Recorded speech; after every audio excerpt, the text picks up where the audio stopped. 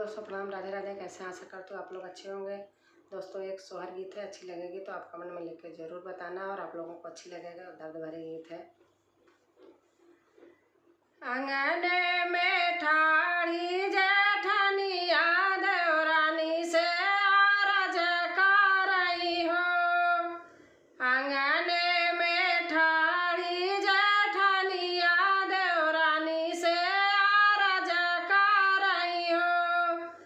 छोटी काऊ तोहरे आंगने में छलकई देखता निकाला गई, देखता निकाला गई हो। छोटी काऊ तोहरे आंगने में छलकई देखता निकाला गई, देखता निकाला गई हो। छलकई पिया कई पागड़िया तायौरो मोरा चुनरिया, तायौरो मोरा चुनरिया हो। छलकई पिया कई पागड़िया तायौरो मोरा चुनरिया, तायौरो मोरा चुनरिया हो। जेठनी झलकाई लालन की लांगोटिया देखता निकाला गई, देखता निकाला गई हो। जेठनी झलकाई लालन की लांगोटिया देखता निकाला गई, देखता निकाला गई हो। कहाँ पाऊ पिया जी का पागड़िया ताया पानी चुनरिया, ता पानी चुनरिया हो। कहाँ पाऊ पिया जी का पागड़िया ताया पानी चुनरिया, ताया पानी चुनरिया हो। छोटी कहाँ पाऊ ललन का लांगोटिया देखता निकाला गई, देखता निकाला गई हो। छोटी कहाँ पाऊ ललन का लांगोटिया देखता निकाला गई, देखता निकाला गई हो।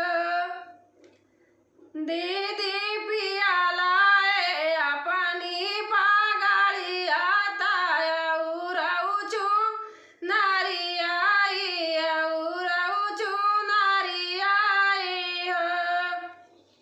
दीदी पिया लाए अपनी पागड़िया ता हमारी चुनरिया, हमारी चुनरिया हो।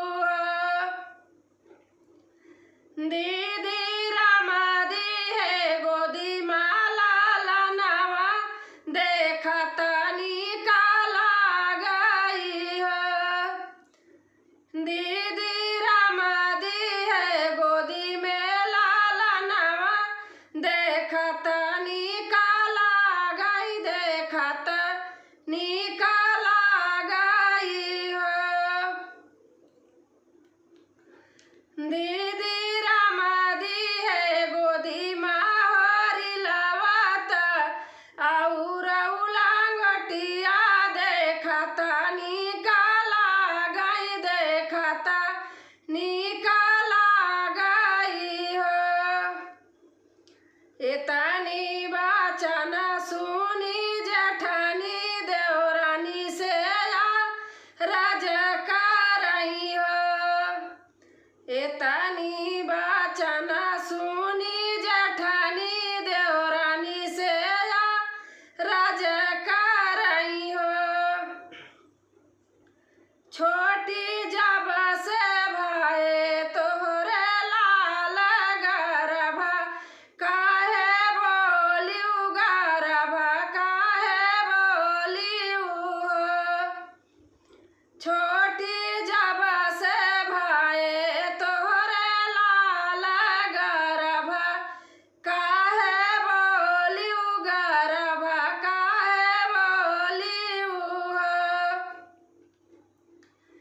काहे काया सा बोलियो मोरी जेठानी सुनाता दुख लागई सुनाता दुख लागई हो। काहे काया सा बोलियो मोरी जेठानी सुनाता दुख लागई सुनाता दुख लागई हो। जेठानी लाला दिए हाई भगवान आचरवा में सोहे आचरवा में सोहे निहो। जेठानी लाला दिए हाई भगवान आचरवा में सोहे आचरवा में सोहे निहो। जेठानी निकला गई हमार आंगनवा जा बैलाला खेलाई जा बैलाला खेलाई हो। जेठानी निकला गई हमार आंगनवा जा बैलाला खेलाई जा बैलाला खेलाई हो। अंगने में ठाड़ी भाई